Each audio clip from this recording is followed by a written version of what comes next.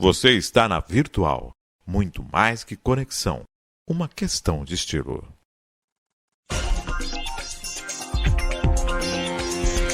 Virtual News.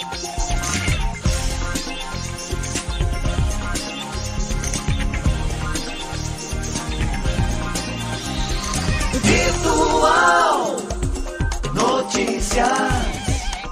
Traz a informação.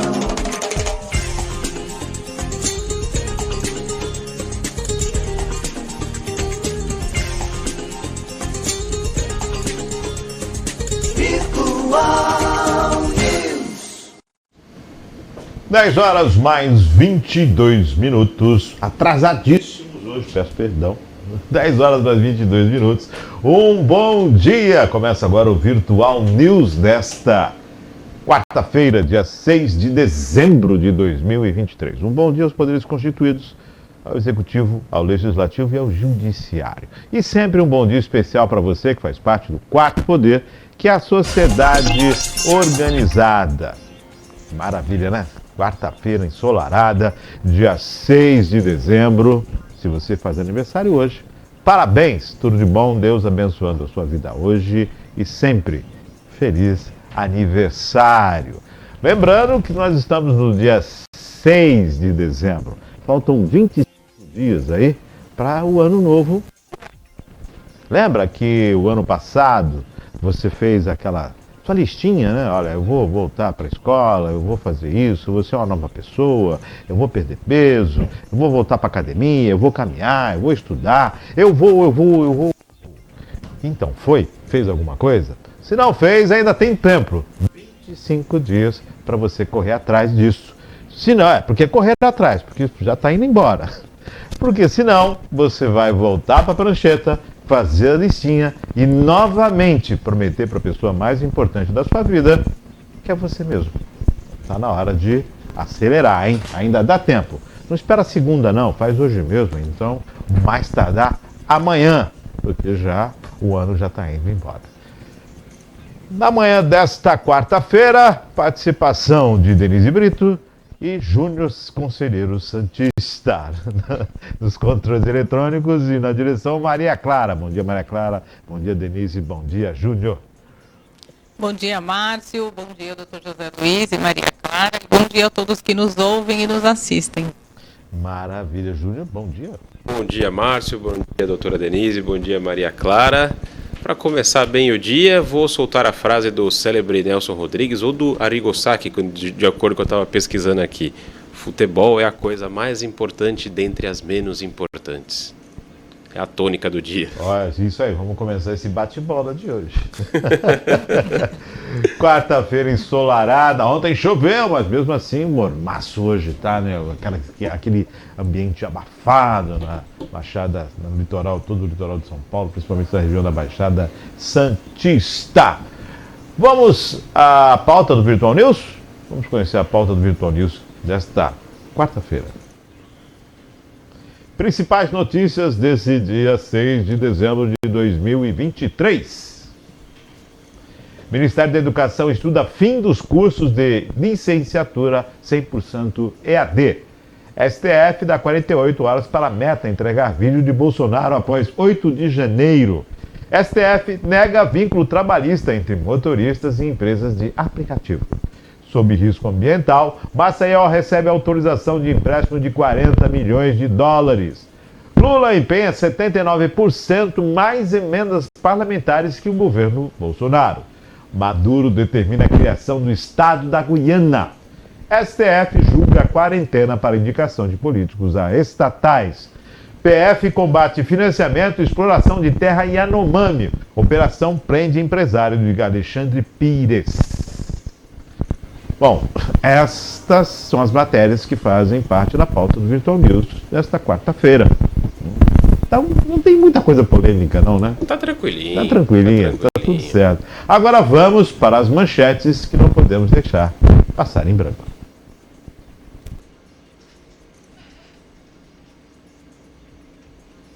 Ok? Para não passar em branco. Isso. Vamos para as matérias que não podemos passar em branco. Maravilha! Para não passar em branco, Reuters, Putin chega ao Oriente Médio para negociar petróleo com o príncipe herdeiro saudita. Agência Brasil, forças de Israel enfrentam Hamas no sul de Gaza e civis buscam abrigo. Estadão, São Paulo, polícia prende explosivos que supostamente seriam usados para destruir ponte. Diário do Litoral, em Guarujá, pedidos de impeachment contra prefeitos são rejeitados pela Câmara. Folha de São Paulo, Zé Neto quebra 3 costelas após capotagem e vai para UTI no interior de São Paulo. UOL Notícias, Dubai, a Amazônia não vê progressos após décadas explorando petróleo e gás. O Globo, Dino no STF, indicado e Lula tem uma semana para conquistar votos restantes do Senado. Jornal do Brasil, pesquisa mostra dados sobre o impacto da pandemia no consumo de café no Brasil. Isto é, a Lesp encerra a discussão de projeto de privatização da Sabesp e deve ser votado hoje. R7, com volta de imposto federal e alta de ICMS, combustíveis ficam mais caros no início de 2024.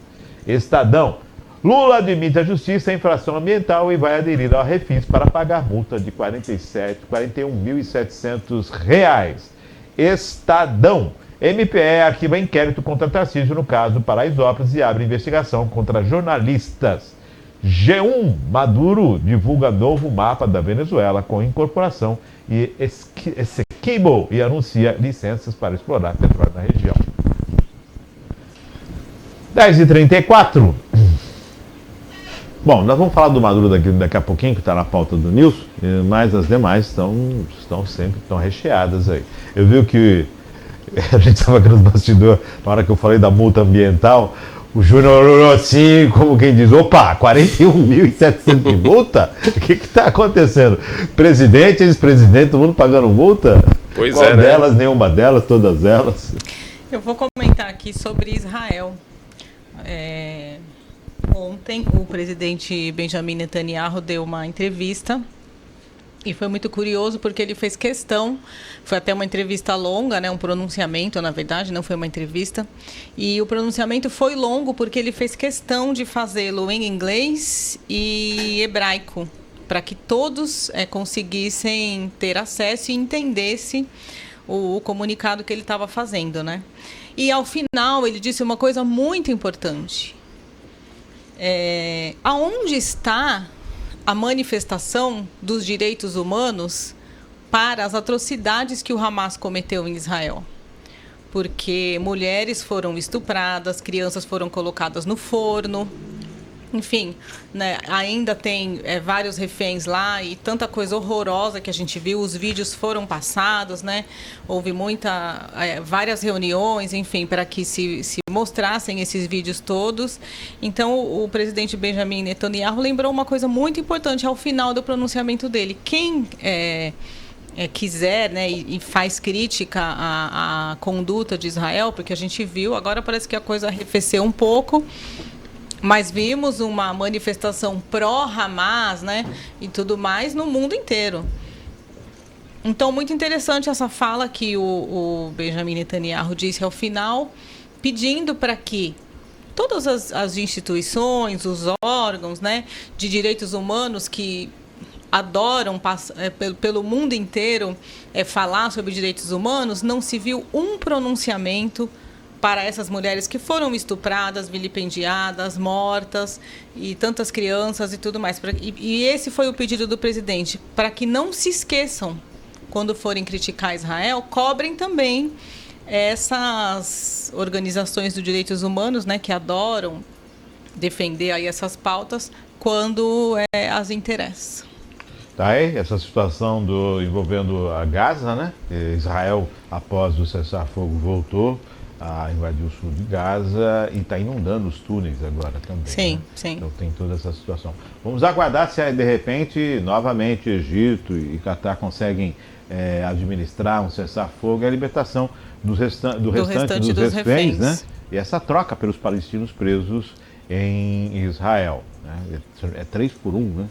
Então a cada um israelense são três três palestinos soltos, né? E é o que bem disse a Denise, né? Os horrores de um ato que levou a esse conflito, né? Nenhum tipo de situação serve como parâmetro para se iniciar um conflito como esse. Sequestro, pessoas que foram mortas, judeus de todos terrorismo, né? Não tem outro nome para dos países do mundo, né, que estavam ali naquela rave, naquela festa e foram surpreendidos com essa situação toda. Bom, as histórias são cada vez piores, né? E lógico, o povo palestino tendo que fugir das suas casas, tendo que abandonar os seus lares. Pessoas estão morrendo também do lado palestino devido a essa questão desse conflito. A vida em ambos os lados sendo ceifada. Realmente muito triste. É muito triste. 10 horas mais 38 minutos. Alguma coisa sobre essas aqui? Vamos lá. Sobre essa questão de Israel e o Hamas, um ponto que eu acho que merece destaque aqui, principalmente para a gente aqui no Brasil, é de que o nosso país ele vive números de guerra. E até hoje a gente não viu um pedido de cessar fogo que fosse decente para que a gente tivesse paz no Brasil. Acredite se quiser, Israel, em meio à guerra, é um país muito mais seguro do que o nosso. É triste, não é? Infelizmente, é algo que merece o nosso comentário para a gente ter uma ideia do que são os números de violência no Brasil. Aliás, doutor, desculpa cortar, eu acompanho muito o noticiário e logo no começo da guerra, né, desse conflito, entrevistaram muitas pessoas e a fala de uma jovem que estava inclusive nessa rave me marcou, uma brasileira. Ela foi questionada pelo repórter se ela gostaria de retornar ao Brasil, ela disse que não. Ela falou, não, em que pese o que aconteceu aqui, eu sinto mais segurança aqui em Israel do que no Brasil. Porque aqui triste. O exército me protege e eu tenho essa proteção. Que situação, impressionante, né? Foi uma fala que me marcou, por isso fiz o corte. É muito triste. A nossa situação aí, nós vivemos aí tempos não muito longínquos, em que o Brasil teve 60 mil homicídios em um ano. É um número assustador e número de guerra, de fato, né? Então, realmente é algo que nos assusta e nos assombra todos os dias. A segurança pública no Brasil ainda, infelizmente, é algo que faz uma guerra parecer uma brincadeira. Triste. Sim, perdão. Pode. Em relação a isso, me chama a atenção essa manchete que a polícia de São Paulo prendeu, né? Um suspeito e chegou a uma localidade aqui no Riacho Grande, onde foi apreendido armas e explosivos. De acordo com o depoimento dessa pessoa que foi detida, também foi um outro que foi detido no local também. Esses explosivos seriam utilizados para detonar uma ponte que liga São Paulo, capital, a Santos. Então, olha onde estamos chegando. A audácia, né? Olha onde estamos. Detonar uma ponte. Nós estamos falando em um período agora de alta temporada. Você imagina o transtorno que seria isso. Turista descendo. E nós estamos falando de isso é um terrorismo. Sim, é um ato de terrorismo, sem dúvida. Explodir uma ponte. Lógico, a polícia vai investigar, ver se realmente é essa a situação, se os explosivos não iam ser utilizados para roubar agências bancárias ou qualquer outra coisa nesse sentido. Se é realmente, de fato, a questão de explodir uma ponte. E o porquê explodiriam essa ponte, né? Sim. O porquê explodiriam essa ponte. Então, olha só como é que fica essa situação. Não vai falar dos 41.700? Eu vou pular essa parte do Luiz Inácio, mas eu vou comentar sobre a privatização da Sabesp. Sim, o texto, né? Ontem saiu o texto na Assembleia Legislativa de São Paulo e, diante da motivação da privatização, números assustadores foram levantados ali também. Como, por exemplo, a cidade de Guarulhos. Ela tem algo em torno de 30% a 40% apenas de esgoto tratado e fornecimento de água potável. Nós estamos falando de uma região metropolitana que concentra ali 20 milhões de pessoas, que é a região metropolitana de São Paulo, né? E Guarulhos é, digamos assim, o braço direito da capital paulista. Tanto é verdade que ela é a sede do Aeroporto Internacional de São Paulo, que fica justamente em Guarulhos. Então, nós estamos falando ainda do estado mais rico do país. Né? Então esses números são assustadores. Eu acho absurdamente lamentável a gente não ter o mínimo que seria o saneamento básico. E agora, se a situação de Guarulhos, que está do lado de São Paulo, é essa, o que a gente vai pensar dos municípios, por exemplo, do Vale do Ribeira, de municípios menores, e como que a coisa pode degringolar? Eu acho que essa privatização ela é necessária. Esses investimentos em saneamento são, na verdade, investimentos em saúde, e eles precisam ser feitos para ontem, né? Não dá para a gente deixar isso para depois. Só para se ter como referência, a cidade de Santos ela é um grande exemplo para o país nessa questão de saneamento. Não que fosse da vontade de sua população esse tipo de situação, mas por conta do Porto de Santos um dia ter sido chamado de Porto da Morte, houve todo um trabalho feito pelo sanitarista, agora me fugiu o nome dele, Saturnino de Brito, que fez com que a cidade se tornasse um local saudável. Então é uma das poucas cidades do Brasil que tem 100% de esgoto tratado, né? O que é surreal. A gente parece que parou no tempo 2 séculos para trás aí, e a gente não tem esse cuidado ainda no Brasil, infelizmente. Espero que a privatização traga bons números e principalmente saúde para o povo de São Paulo. Eu só espero que não aconteça o que está acontecendo com a energia elétrica. Exato. Com o fornecimento de energia elétrica. Se isso não acontecer, eu espero outra realidade, porque as privatizações têm se mostrado um tanto quanto... Eu acho que a questão não só as privatizações, acho que a questão aí são os contratos, as agências, né, que tomam conta disto. Exato. As agências que tomam conta disto que precisam mostrar mais a que vieram, porque foram criadas.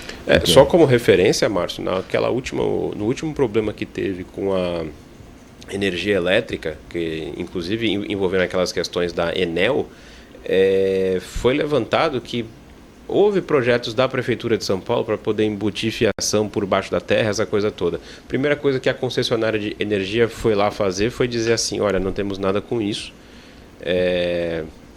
nós só obedecemos à lei federal, não obedecemos à lei municipal, e ficou por isso mesmo. Conseguiu uma liminar na justiça, isso passou. Então que também a privatização da Sabesp não dê esse tipo de coisa, né? O que a gente percebe hoje é um serviço muito mal prestado pela Sabesp, que a gente tem esperança e espera que melhore, né? Não vai muito longe, né? A Companhia Siderúrgica Paulista foi privatizada e hoje, olha só a situação. Simplesmente não existe, né? Para bem dizer a verdade. Tecnicamente perdeu a grande importância nacional que tinha. Não que não tenha ainda, mas não daquela forma, inclusive quando chamava a atenção pela produção e o número de pessoas que ali trabalhavam. E é instrumento de desenvolvimento, né? Bom, vou chamar a atenção para a questão dos tributos e o combustível. Então, se prepara, porque em janeiro você já vai ter IPVA, você já vai ter IPTU e com certeza você vai se deparar com um aumento nos combustíveis. E a volta do DPVAT, né? Pelo que está sendo anunciado aí também.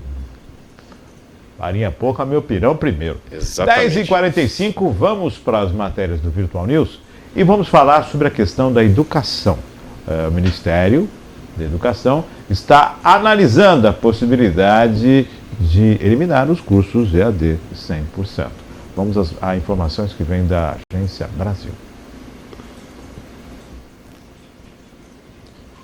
O Ministério da Educação estuda fim dos cursos de licenciatura 100% EAD. O ministro da Educação, Camilo Santana, afirmou que o governo federal cogita proibir que cursos de licenciatura tenham 100% da carga horária na modalidade de ensino à distância e planeja outras mudanças nos de formação de profissionais online. Professores online. Para o ministro, o momento é de avaliação dos cursos de licenciatura não presenciais, que em novembro teriam as autorizações para novos cursos 100% EAD suspensas por 90 dias. A ideia do Ministério é não permitir mais cursos sempre EAD, então vamos definir se vão ser 50% ou 30% da carga horária. A preocupação com a formação dos professores brasileiros foi manifestada pelo ministro em entrevista coletiva à imprensa logo após a apresentação da Organização para a Cooperação e Desenvolvimento Econômico, OCDE, na manhã de ontem, terça-feira, dos resultados obtidos pelo Brasil no Programa Internacional de Avaliação do Estudantes, o PISA 2022. A culpa é do EAD. A culpa é do EAD. Ponto. Então vamos eliminar essa questão da distância, não tem que eliminar nada, tem que deixar a coisa fluir. Oferte mais cursos, dê mais condições e deixe fluir. As pessoas se adaptam à EAD e conseguem desenvolver. Eu sou favorável ao EAD. Lógico, nem todas as situações é possível trabalhar no EAD, mas eu sou favorável ao EAD. A tecnologia avançou tanto que o pessoal opera à distância. E estudar à distância também é possível. Agora, a situação, quando me vem essa análise do ministro, já arrumar um culpado e os professores, a qualidade de ensino, nós viemos de uma pandemia, meu Deus do céu. Aulas foram suspensas, os jovens sofreram com a questão da falta de ensino. Já numa situação em que uma estrutura educacional deficitária, ainda existe uma paralisação devido à pandemia e logo após em 2022 tem uma análise. E qual é o reflexo dessa análise? Nós falamos disso aqui ontem. Qual é o reflexo dessa análise? Você teve interrupção, falta de aula, você tem crianças que estão na segunda ou terceira série que não foram alfabetizadas, que vão começar a ser alfabetizadas agora. O país sequer iniciou um processo de acelerar o ensino, de duplicar isso, de melhorar isso, de intensificar isso para essas crianças. Nós estamos com uma geração que vai sofrer os efeitos da pandemia se o Estado não fizer nada. Se o ministro, ao invés de procurar culpados, procure soluções. Denise... Essa questão do resultado, e isso só apareceu por conta do resultado do PISA, não é que o PT está preocupado com a educação, com o resultado do PISA, não está. Esse resultado já é péssimo de muito tempo, coisa de 10 anos, enfim. Não é agora, né? Mas tem que achar um culpado e o governo decidiu que vai culpar os cursos EAD, que eu pessoalmente sou contra. O Chile lidera o ranking, né, aqui na América, da nota maior no PISA. O que o Chile faz? Né? Qual é a lição de casa que eles fizeram e que o Brasil não fez?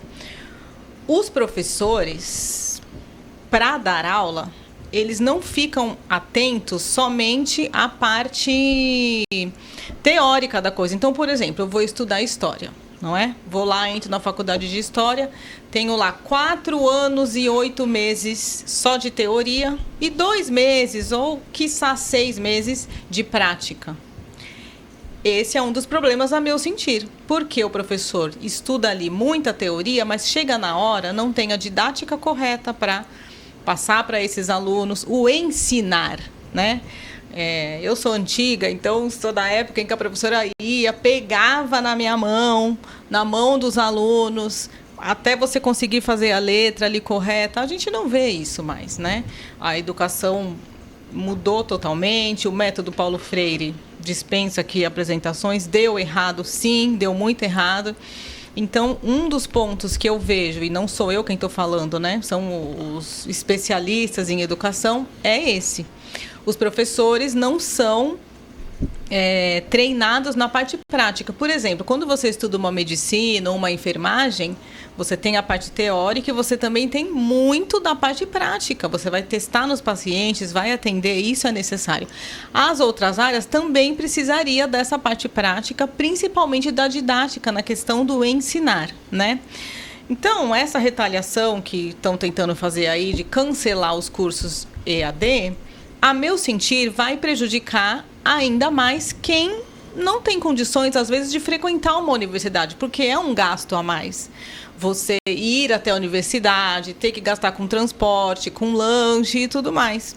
Eu tenho um exemplo comigo. Eu gostaria muito de fazer uma especialização em São Paulo, na PUC São Paulo, e ensaiei durante alguns anos, vou, não vou. O que aconteceu, né, na questão da pandemia? Esse curso foi aberto, essa especialização, de forma online.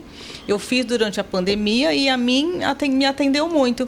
Então, eu acredito que a questão dos cursos de EAD não é o problema maior.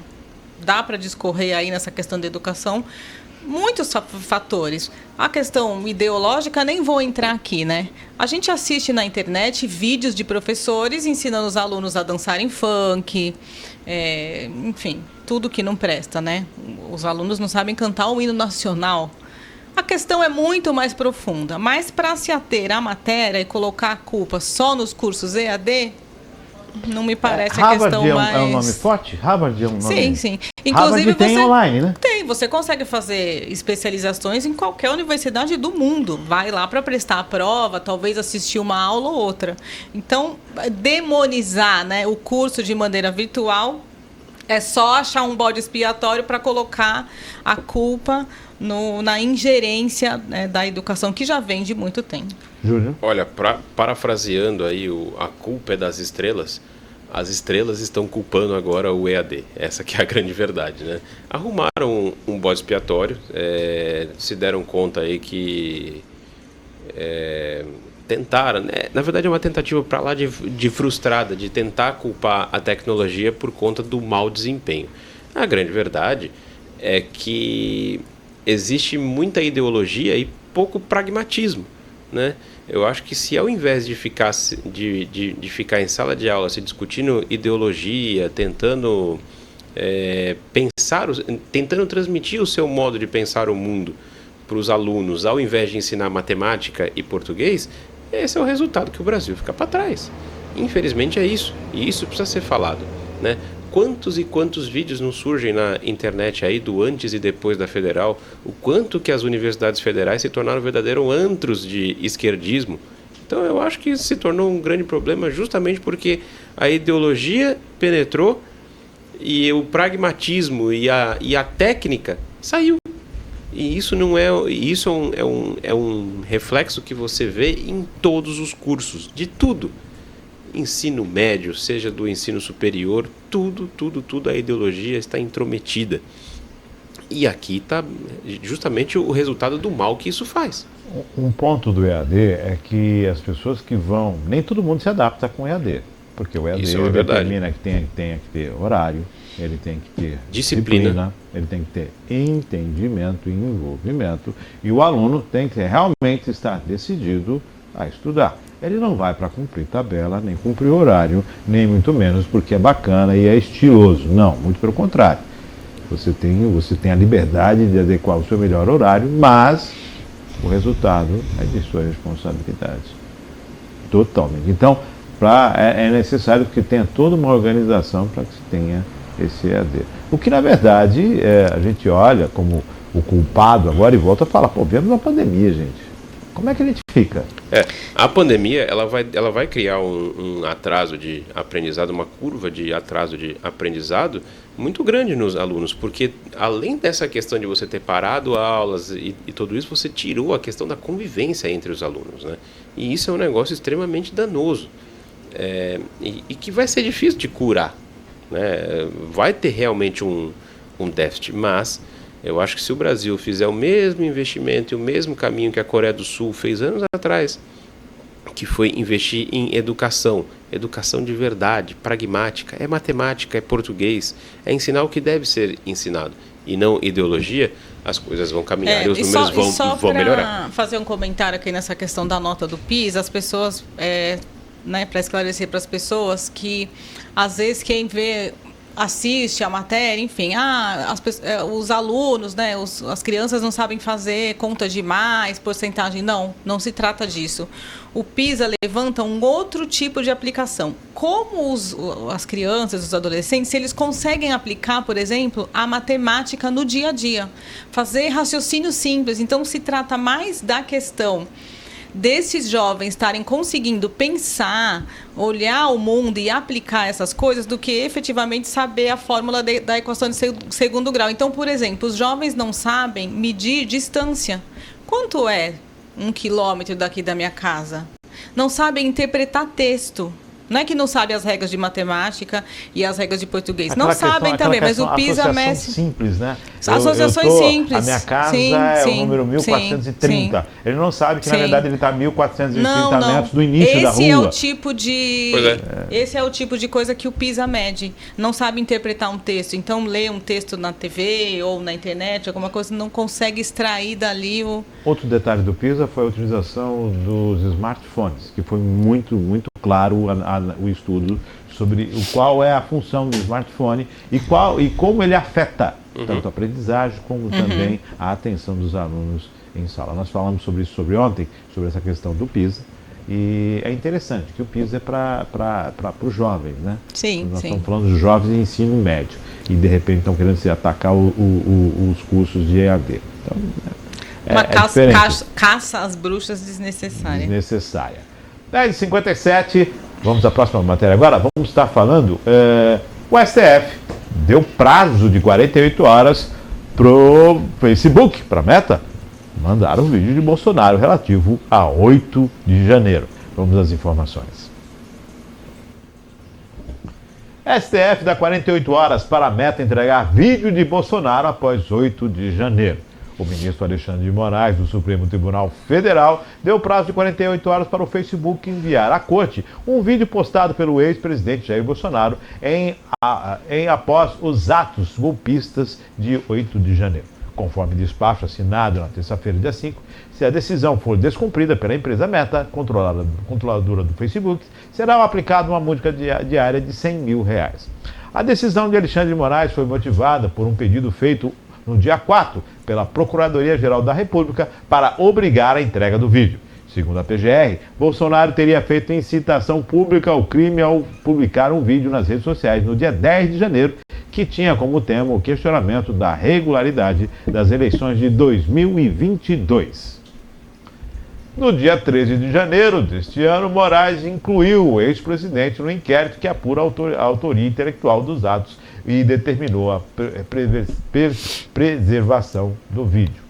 Outro lado, em petição encaminhada a Moraes, em agosto, a empresa Meta informou que a publicação, alvo da decisão judicial, foi apagada por Bolsonaro pouco tempo depois de ter sido publicada, razão pela qual não haveria meios técnicos de cumprir a decisão judicial.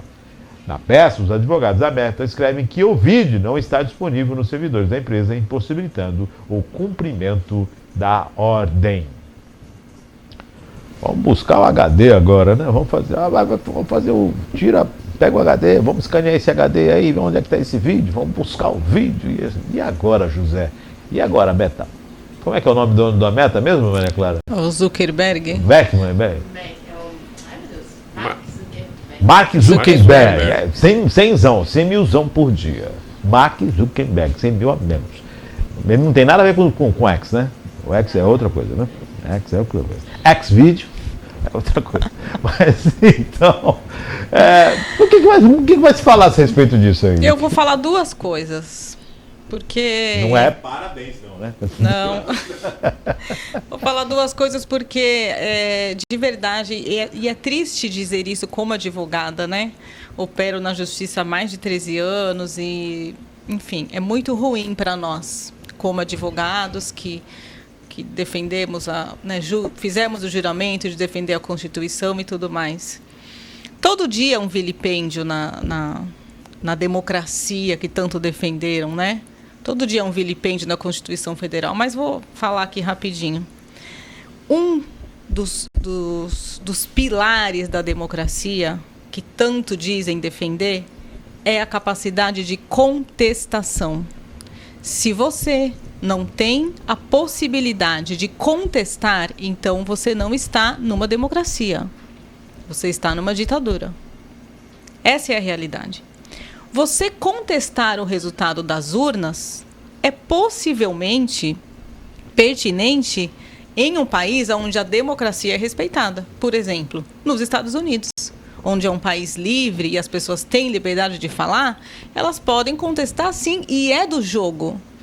Afinal, repito, a democracia só existe com a contestação.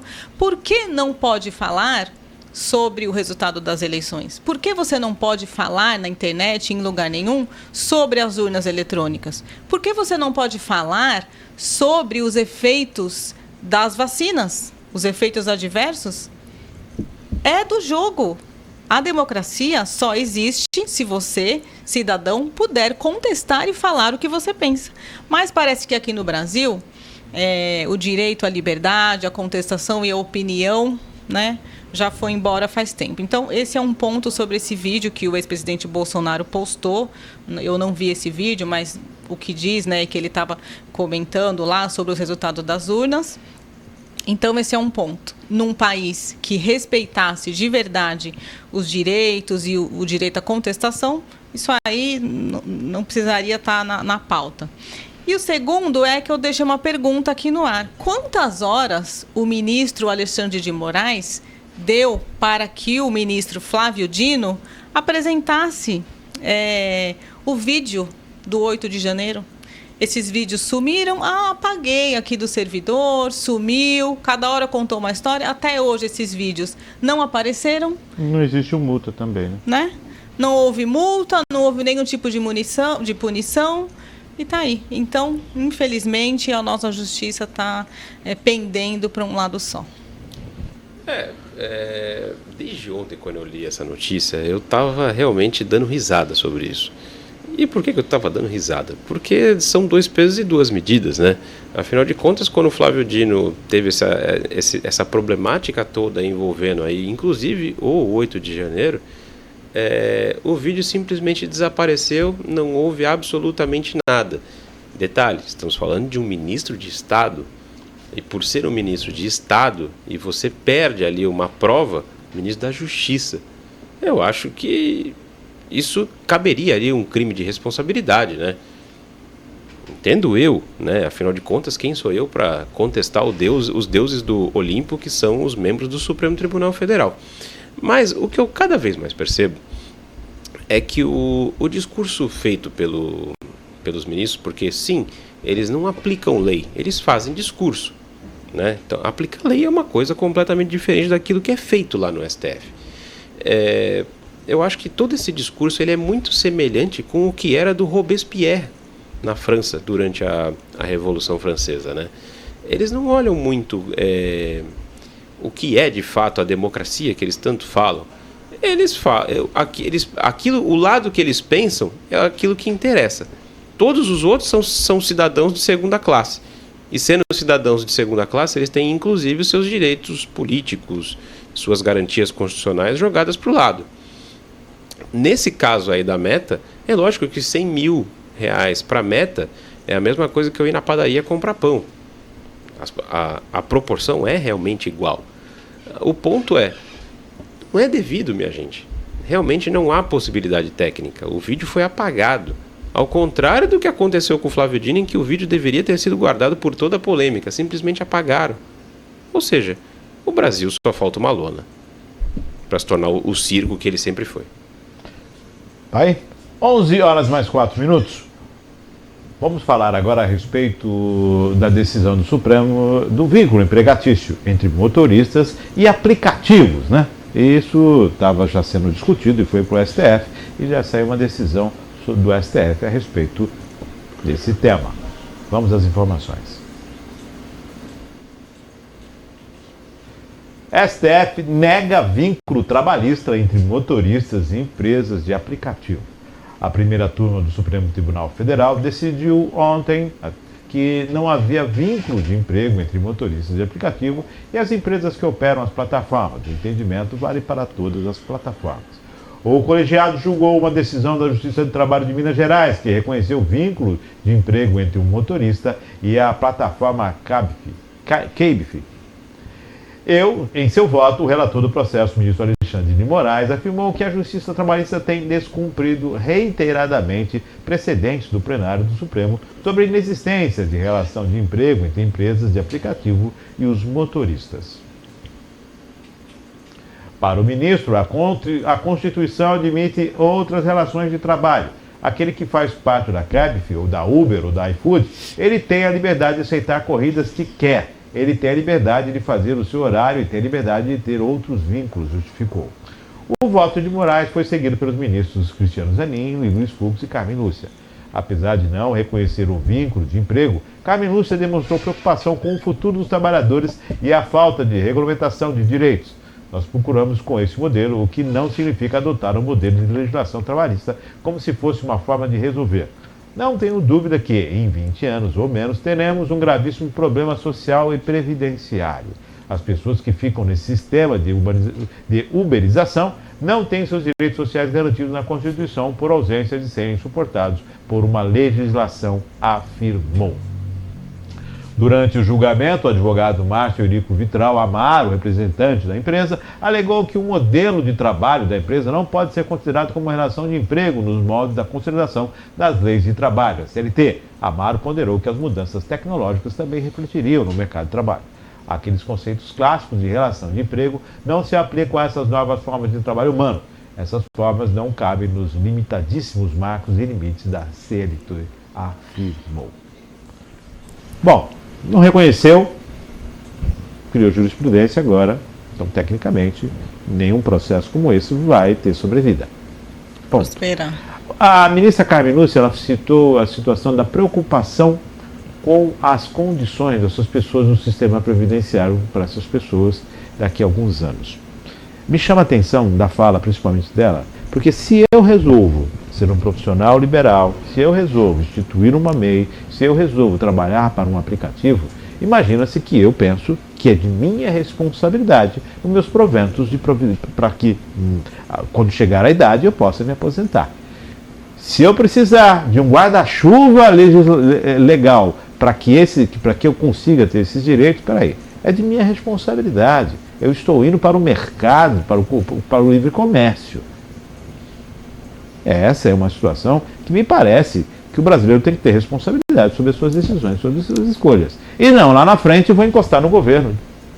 Ah, eu não paguei nada, mas me dá alguma coisa aí, porque eu não paguei. É de nossa responsabilidade, quando profissional liberal, observar as condições para a sua aposentadoria. É óbvio, é fácil? Não.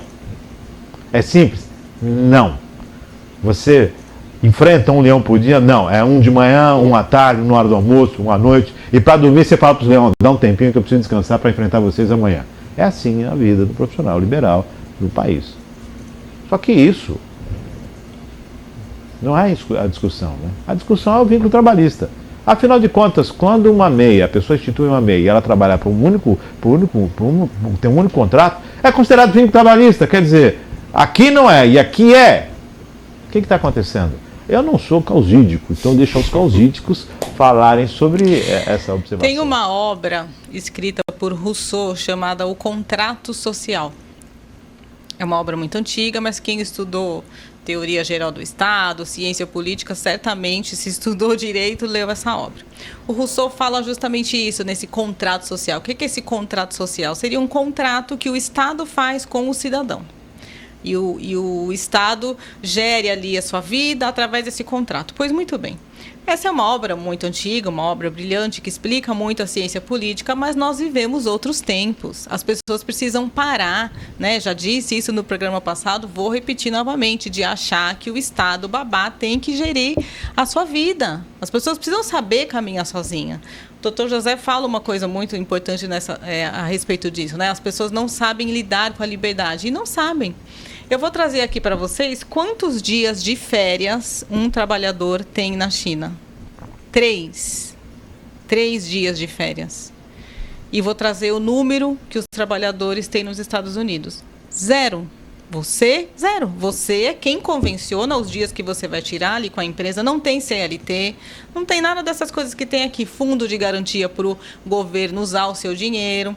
Previdência, a não ser que você pague, mas lá as pessoas se organizam e têm essa educação financeira, de gestão de vida. As pessoas começam a se organizar enquanto jovens, vou guardar esse dinheiro aqui, né, o que eu trabalhar, eu vou pagar minha previdência privada, vou fazer uma poupança. É assim que funciona, até prova em contrário. É um país muito próspero e todo mundo quer trabalhar lá nos Estados Unidos malvadão, né, onde não tem a CLT. Então, uma decisão acertada, porque as pessoas hoje em dia querem sim utilizar o Uber e os aplicativos. Eu sou uma que utilizo. E ainda ontem o motorista dizia, pois é, daqui a pouco, se votarem a favor de que o Uber seja, né, contratado via CLT, nós vamos ter que pagar lá 20% para o governo. Eles não querem, o motorista do Uber não quer. É mentira que o motorista do Uber usa fralda, como disse o Luiz Inácio. É mentira que o motorista do Uber não toma água. Ele tem a liberdade ali de fazer o horário dele, trabalhar o horário que ele quiser. E ouso dizer que a grande maioria não quer dar nenhum centavo de imposto para o governo. Se eles vão trabalhar lá ou não, Não é possível que em 2023 as pessoas ainda não saibam gerir a própria vida. Como bem disse o Márcio, se eu estou trabalhando aqui sem vínculo empregatício, eu é quem tenho que me organizar para uma previdência, uma emergência, né, fazer uma reserva e tudo mais. Júnior? O Brasil, mais uma vez, manifestando aí o seu mais puro estado de Estado babá, que tenta tudo prover, né? Essa declaração da Carmen Lúcia, ela é realmente uma situação, digamos, assustadora, porque fala-se tanto aí que o Estado deve proteger as pessoas, proteger. Proteger do que, cara pálida? Esse é o grande ponto. Porque será possível que em pleno 2023, com tanta informação, com você ter informação na palma da sua mão, ao toque de um celular, você precisa realmente que o Estado te proteja de alguma coisa? Não. A questão é que quando você abandona esse sistema falido, que é a Previdência brasileira, você acaba não criando meios de sustentar isso. E talvez seja isso que tenha assustado a ilustre ministra Carmen Lúcia.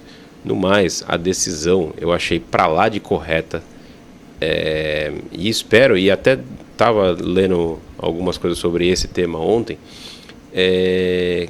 que os tribunais regionais do trabalho, eles apliquem de fato essa jurisprudência. Porque todos nós sabemos que o juiz ele tem direito ao livre convencimento, né? Também sabemos que hoje nós temos essa questão da súmula vinculante para muita coisa. Então já existe jurisprudência. Eu espero que o judiciário também pare de levantar esse tipo de lebre, né? Porque essa decisão ter chegado até a Suprema Corte, por si só, já é absurda. Porque realmente não tem os mínimos requisitos sobre essa questão de vínculo trabalhista. E, curiosamente, a contrário senso daquilo que o governo desejava. Não foram poucas as declarações do governo federal aí, de ministro do Trabalho, o próprio Luiz Inácio, 9 dedos aí falando sobre essa questão do Uber, e que ele tinha como desejo que existisse esse vínculo trabalhista. Não teve e não vai ter. É lógico que no Brasil tudo é para sempre, mas só por enquanto. Mas aparentemente a coisa não vai se mudar e essa decisão vai se manter sobre a não aplicabilidade da CLT. O último ponto que eu faço sobre isso é que tanto se fala da CLT. A CLT é uma cópia fidedigna da Carta del Lavoro, do fascista Benito Mussolini. Por que a esquerda defende tanto a CLT? Esse é um ponto que eu nunca vou entender na vida. Perguntas que nunca terão respostas, né? Pois é. 11 horas mais 15 minutos, 11h15. Bom, a cidade de Maceió vem enfrentando toda uma situação devido à questão de extração do sal-gema. E ela conseguiu ontem no Senado aprovação para um empréstimo de 40 milhões de dólares. Vamos às informações que vêm da Agência Senado. O plenário sob risco ambiental, Maceió recebe autorização de empréstimo de 40 milhões de dólares. O plenário do Senado aprovou ontem, dia 5 de novembro, uma autorização de empréstimo para a cidade de Maceió no valor de 40 milhões de dólares junto ao Fundo de Financiamento para o Desenvolvimento da Bacia do Prata, o FONPlata. O município sofre com afundamento do solo e risco de colapso de uma mina em razão da extração do sal-gema pela indústria petroquímica. O PRS 118 de 2023 vai à promulgação. Bom, todo e qualquer empréstimo internacional feito pelo ente federativo, sempre pelo Estado, também por um município, ele necessariamente tem que passar pelo Congresso e ser aprovado. E um dos requisitos, as contas devem estar em dia, não pode se ter senões, tem que estar tudo ok. Eu entendo que esse é o caso de Maceió, que conseguiu esse empréstimo. Uma vez, só para a gente elucidar um pouquinho, para trazer mais luz dessa situação, a cidade de Cubatão pleiteava a construção das casas de um dos bairros da Vila dos Pescadores, a Vila dos Pescadores, em si dizendo, e o projeto Guará Vermelho, que conseguiu, à época, junto ao Congresso, a autorização para ter um empréstimo junto ao BID. Perfeito. Então, quando Maceió consegue isso, significa que ela está em dia com as suas contas, está em dia administrativamente. Isso é bom. A situação é os 40 milhões que vem agora, e qual é a situação? O município vai tomar um empréstimo para resolver um problema que é devido à extração. Como administrar isso? É de responsabilidade do município? É de responsabilidade da empresa? É de responsabilidade do... Quem é que deixou de acompanhar? Ou quem deu autorização? Ou o que veio antes? A empresa, a mina estava lá, o pessoal construiu o bairro depois? Qual a situação? Denise... Novamente, o pagador de imposto vai pagar essa conta, né? E vou abrir aqui o meu comentário com uma frase que as pessoas esquecem, mas eu vou relembrar aqui uma frase dita pelo Marcelo Odebrecht, né? A Braskem é do braço da Odebrecht. O Marcelo Odebrecht, nas mensagens na época do Petrolão, né? Ele disse, amigo do meu pai, se referindo ao ex-presidente, infelizmente não, ao presidente Lula, né? Amigo do meu pai, que é o Emílio Odebrecht. A Odebrecht, a Braskem é desse braço da Odebrecht, e não se enganem, não é que agora começou a aparecer, né, essa situação lá em Maceió, não.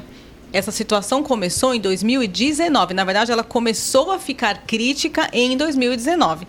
A situação já vem de muito tempo, mas em 2019, ou seja, estamos falando aí de alguns anos, foi quando essas famílias começaram a ser retiradas desses lugares que já estavam críticos, isso dito pelos próprios moradores que foram retirados desses lugares em 2019 e que contam que até agora não foi feito nada. Não é que retiraram essas pessoas de lá e realocaram em outros lugares, construíram outras casas. Não, a situação, eles só foram retirados e a situação continuou. Então, 2019, 20, 21, 22, 23, estamos falando aí de 4 anos. Como ficou crítico o negócio agora, está aparecendo na mídia. Mas a verdade é que o caso vem sendo abafado, né? Acredito eu que por ser da Braskem, né? O amigo do pai lá do Marcelo Odebrecht abafa o caso. E agora, como a coisa ficou crítica, está aparecendo. O que vão fazer com esse dinheiro, com o nosso dinheiro?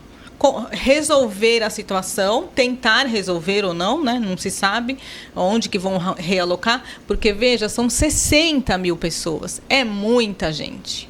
É gente pra caramba para você realocar e readequar em outro lugar. Sem contar as indenizações. As indenizações. Então, assim, quem tinha que pagar essa conta é a Braskem, é a Odebrecht. Não é o pagador de imposto. Aí fazem lá, né, essa tragédia que estava anunciada já de 2019, vai lá para o Congresso e nós vamos pagar a conta, porque esse dinheiro é nosso. Júnior. Deixa eu levantar 2 pontos aqui. O primeiro é que os controladores da Braskem, eles fazem parte do conselhão do Lula. Muito bem, né? bem pensado. E esse conselhão aí, será que vai ter algum tipo de influência nas decisões que vão ser tomadas? Ou as decisões serão tomadas da forma que devem ser feitas? Isso já é a primeira questão que precisa ser levantada. O segundo ponto é que para operar toda essa questão, a Braskem ela tem um seguro vigente, né? Quem é a seguradora da Braskem? Por que até agora a Braskem não acionou e não tem aí uma resposta rápida? A gente está dependendo aí do empréstimo que está sendo feito para a cidade de Maceió. Então eu acho que esses pontos precisam ser levantados, porque para você explorar toda essa questão no Brasil, você precisa de um seguro vigente. Então, cadê essa seguradora? Cadê a responsabilidade da Braskem?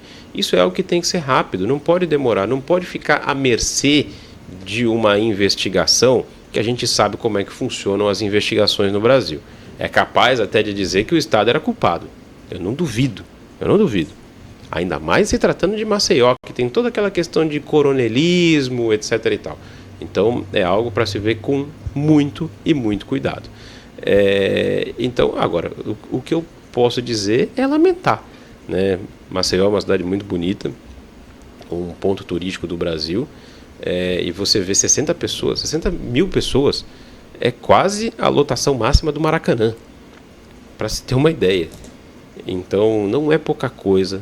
E toda essa tragédia, mais uma vez, mostra a falta de compromisso do governo Lula com a questão ambiental. Afinal de contas, tudo isso que está acontecendo é uma questão ambiental.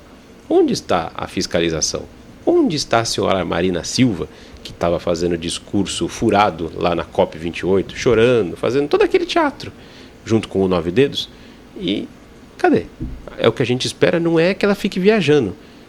O que a gente espera é a efetividade do trabalho dela para resolver assuntos internos. Seria muito bom que o ministro Alexandre de Moraes desse 48 horas para Marina Silva e o presidente Lula se manifestar a respeito disso, né? Afinal, o presidente Lula é o chefe do executivo, tá bem bonito viajando com a dona Janja e as pessoas estão lá, sem casa, à mercê aí da própria sorte. Pois é, como eu falei anteriormente, só falta a lona.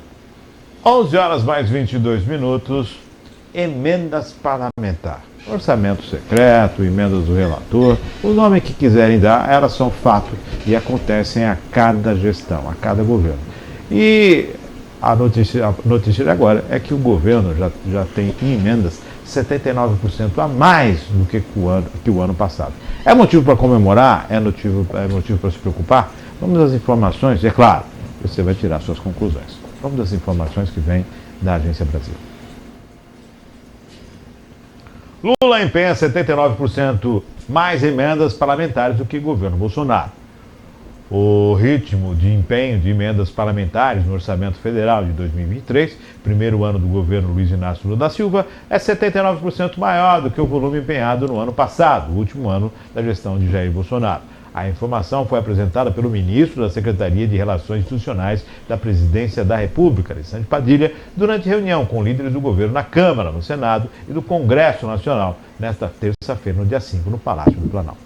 O empenho é um termo técnico que significa reserva de dinheiro público que será pago quando um bem for entregue ao serviço o serviço concluído. Nos termos do empenho, 80% a mais de emendas parlamentares este ano comparado com o ano passado, o último ano do governo anterior. São quase 30 bilhões, 29 bilhões e 700 milhões de reais de emendas individuais de comissão e de bancada já empenhadas nesse momento, comparando com cerca de 17 bilhões, 16,6 bilhões no último ano do governo anterior. O ritmo de pagamento também é maior, ou seja, não só empenho, reserva, mas o desembolso financeiro também, afirmou a jornalistas em entrevista para apresentar os números. O balanço se refere às emendas individuais de bancada e de comissão. Já temos de pagamento total, ou seja, de execução do recurso, a diferença é menor, mais favorável ao atual governo. No ano passado foram pagos 26,26 bilhões, enquanto este ano o desembolso financeiro de emendas corresponde a 29,1 bilhões, um aumento de 11%. Além dos líderes do governo legislativo, a reunião contou com a participação do ministro da Integração e do Desenvolvimento Regional, Valdez Góes, e de representantes dos Ministérios da Saúde, do Desenvolvimento Social, da Educação, de Cidades, da Agricultura e do Desenvolvimento Agrário, que são as pastas, segundo Padilha, para onde são destinados os maiores volumes de emendas parlamentares. Além das emendas parlamentares, Alexandre Padilha informou que o governo este ano já realizou a descentralização de 6,47 bilhões de transferências especiais, que são modalidade de emenda parlamentar, cujos repasses são feitos diretos pelo Tesouro Nacional, diretamente aos fundos dos estados, municípios e Distrito Federal. Desse total, 1,7 bilhão eram restos a pagar do governo anterior que não chegaram a ser pagos. As informações são da Agência Brasil. Bom, comemora-se, lamenta-se, opinião. Parece que pela maneira como o ministro Padilha se posicionou, parece que ele está achando bonito, comemorando, né? E as pessoas veem, 79% a mais de empenho. Então, a primeira coisa que precisa ser esclarecido. Parece que foi tão demonizado, né, o tal orçamento secreto, era assim que chamavam no governo anterior. Agora é a emenda PIX, só que com amor, né? 79% a mais. Então, as pessoas veem, mas esse empenho, tudo, o que é isso? Esse é o nosso dinheiro que o governo destina aí para o Congresso votar junto com ele, né? Nas emendas. Agora, o que precisa ser dito sobre isso? Se esse dinheiro vai chegar aonde tem que chegar. É o que nós precisamos ver. Será, né? O ministro Padilha fala aí da educação, da saúde, que é prioridade para esse dinheiro chegar. Alguém pode me dizer como é que está aí a saúde no seu município? A educação? Parece que não. Já vimos aí no resultado do PISA, né? O resultado negativo. A educação também, a saúde também parece que não está, né? Está como sempre foi, caótica. Então, assim, a meu sentir, não temos nada para comemorar. Porque um aumento de quase 80% e a coisa está igual ou pior, não vejo o que comemorar, não. Júnior? Mais uma vez, são as emendas do amor, né? E, particularmente, não me incomoda muito essa questão de liberação de emendas parlamentares, porque elas têm alguma destinação para o povo, de modo direto, né? As emendas, para serem liberadas, elas precisam ter um projeto, ela precisa ter toda uma conjuntura e uma utilidade para aquela verba, né? O que me estranha é a forma com que está sendo liberada, né? Essa liberação está se dando através de uma troca de favor, de uma troca para que se tenha votos ali para aprovar as pautas que o governo deseja. Então, para quem criticava tanto essa questão de o orçamento secreto, por que isso, por que aquilo, olha só que situação chegou, né? Parece que está se gastando como se não houvesse amanhã.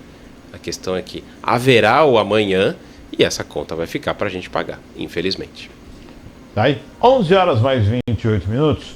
E lógico, está todo mundo observando, os olhos voltados para essa questão que envolve a Venezuela e Guiana. A Venezuela realizou um plebiscito no qual a população concordou com a retomada da região de Esquecibo, que é, na verdade, a área da Guiana, que é a antiga Guiana britânica. E Nicolás Maduro determinou a criação do Estado de Esquecibo. Vamos às informações que vêm da Agência Brasil.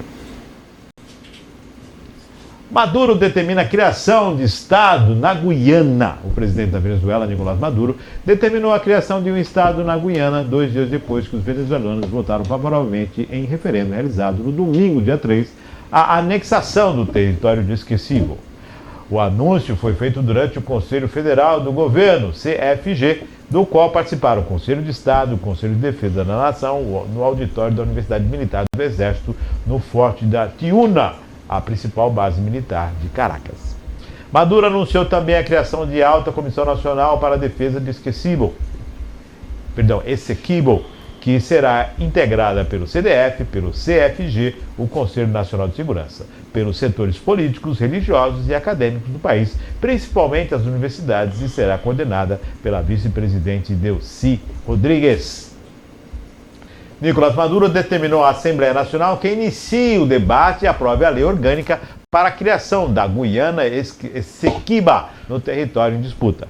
A Guiana tem de saber que resolvemos isto por bem ou por mal, porque será uma lei orgânica para todos os governadores de gerações futuras. Tudo feito em democracia, em paz e liberdade, afirmou.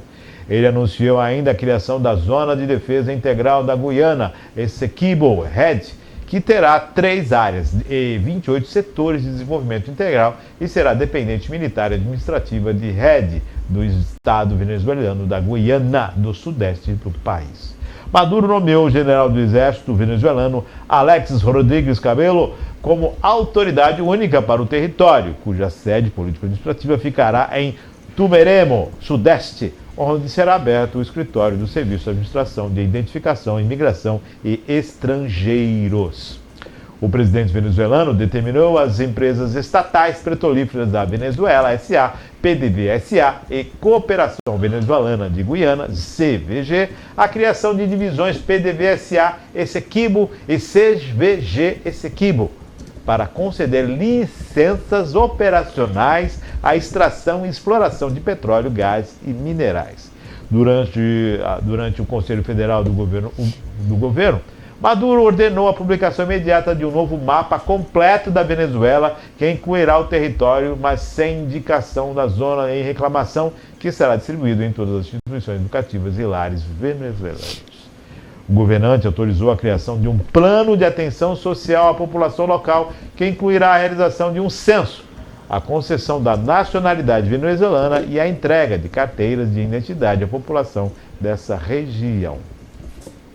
Ainda durante o Conselho Federal do Governo, ele propôs a criação da lei especial que dê prazo de 3 meses às empresas para acessar operações em águas não delimitadas reclamadas pela Venezuela, acrescentando que Caracas está aberta para conversar.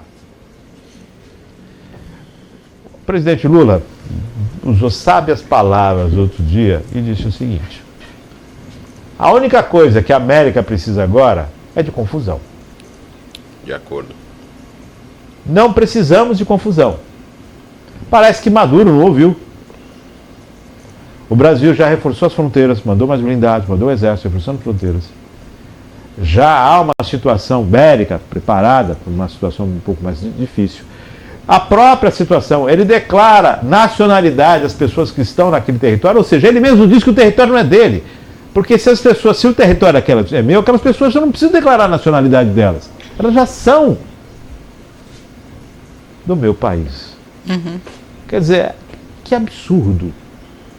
Eu vou tomar, é meu, eu quero o petróleo, o gás que está lá embaixo, vou decidir e pronto. Aí me volta aquela preocupação. Tem condição bélica para bancar isso? Porque ele não está conseguindo andar sobre as próprias pernas. Vem enfrentando problemas sérios. O êxodo, venezuelanos correndo para o Brasil. Uma situação de narrativas. E agora decide. Eu não sei se também isso é uma situação para forçar o olhar do mundo para a Venezuela, para tentar ver se respira, que já tem as eleições. Lógico, é um apelo nacionalista. Uhum. O país decide que quer aquele território, mas e o pessoal do território decide o quê? Nós estamos vendo a Rússia reclamando da Ucrânia. Uma guerra de 2 anos, e agora a Venezuela acha que tem direito de reclamar a Guiana. O que podemos pensar? Denise. O mundo vai muito mal, né? Nessa questão aí, né, o Márcio pontuou, mas será que a Venezuela tem capacidade bélica para isso? Quem vai arriscar? Será que tem algum outro país ajudando por debaixo dos panos? O que se sabe é o seguinte: a fraqueza dos Estados Unidos na pessoa do presidente Biden vai colocar a América nessa situação. E falo isso porque a senilidade, as declarações, o modus operandi do presidente Biden, a fragilidade, não é novidade para ninguém. Isso vive aparecendo aí, comentários, né, inclusive de chacota, do presidente Biden totalmente senil, desconexo, não falando coisa com coisa. Deram aso a isso, a esse fortalecimento do Maduro, que simplesmente faz lá um plebiscito dentro do seu país. Vocês querem? O que ele fez foi o seguinte: vamos tomar ali o quintal do vizinho? Quem concorda? A maioria concordou, vamos tomar. Então, assim, os Estados Unidos, ao invés de estar preocupado com pautas maiores, ficou lá durante todo esse tempo defendendo ideologia de gênero, né? O Biden e a vice-presidente dele lá, a Kamala, quando tinha questões mais importantes. Então agora está aí essa situação. O Nicolás Maduro achando que é dono do pedaço, se fortalecendo, e que fique claro, não se viu aí, né? O Márcio comentou essa declaração aí do presidente Lula, tudo que a América não precisa é de um conflito, realmente. Mas se ele é tão amiguinho assim do Maduro, se ele pleiteia aí um Nobel da Paz, dá uma ligação pro Maduro: amigão, você vai passar vergonha. Não é bem assim, porque não se decide tomar o quintal do vizinho com um plebiscito interno, e as organizações de fora, internacionais e já tudo há mais. decretos de Genebra, toda uma situação pois que envolve. Né? Os pactos internacionais não servem para nada. Talvez seja um momento em que o presidente Lula possa figurar internacionalmente. Mas não interessa. Como uma posição Sim. mais dura do Brasil. Foi o que disse. É tão amiguinho do Maduro, se ele realmente quer, né? É uma ótima oportunidade para ele se lançar internacionalmente, porque até agora ele só passou vergonha. Vamos combinar. E aí agora é o seguinte: Estados Unidos, depois dos Estados Unidos, México, Brasil, quer dizer, as grandes nações na América Latina precisam se posicionar, porque não dá para deixar o sujeito achar que ele vai fazer o que ele quer. Não, peraí. Devagar com a dor que o santo é de barro. Júnior. Eu gostaria de comentar alguns pontos sobre essa questão do Maduro e essa briga da Venezuela com a questão da Guiana, pelo seguinte prisma. O Maduro, um pouco antes do tal ou famigerado plebiscito, ele tirou onda com as nossas urnas eletrônicas, acredite se quiser. Ele fez uma demonstração pública sobre o funcionamento dessas urnas eletrônicas. Pasmem, o democrata, sobre muitas aspas, Maduro, falou que ele tinha uma urna eletrônica confiável. Por que ele tinha essa urna eletrônica confiável? Esta urna imprimia o voto e ele depositava numa urna. Exatamente aquilo que se tentou fazer no Brasil. O Brasil chegou ao ponto de estar mais atrasado em termos de apuração de votos do que a Venezuela. É de cair para trás, não é? Pois é. Mais uma vez o Brasil sendo esculhambado internacionalmente, dessa vez pelo Nicolás Maduro, um grande democrata. Mas vamos seguir com essa linha de raciocínio. Em seguida, o Nicolás Maduro ele enfrentou os Estados Unidos dizendo: não se metam numa questão que cabe à Guiana e cabe à Venezuela. Ou seja, o Maduro ele não é tão idiota quanto parece, né? Ele não ia fazer uma declaração dessa à toa. Certamente tem alguém por trás dele que vai dar uma guarida e que vai dar essa segurança bélica. Sim. Que ele tanto prega aí, falando assim, ó, ao ponto dele chegar para os Estados Unidos e falar: não se metam. Pode ser bravatismo? Pode, né? Afinal de contas, vindo do Maduro, pode ser sim um bravatismo, mas ele falou com bastante segurança. Será que tem a Rússia por detrás? Será que tem a China por Quem detrás? vai pagar para ver, né? A gente sabe que eles são aliados, né? Então, isso pode realmente estar acontecendo. Um outro ponto curioso que aconteceu foi uma declaração do Luiz Inácio, lá na COP28, em uma das entrevistas, em que ele citou sobre essa questão do plebiscito. E o Lula falou o seguinte: o resultado vai ser aquele que o Maduro quiser.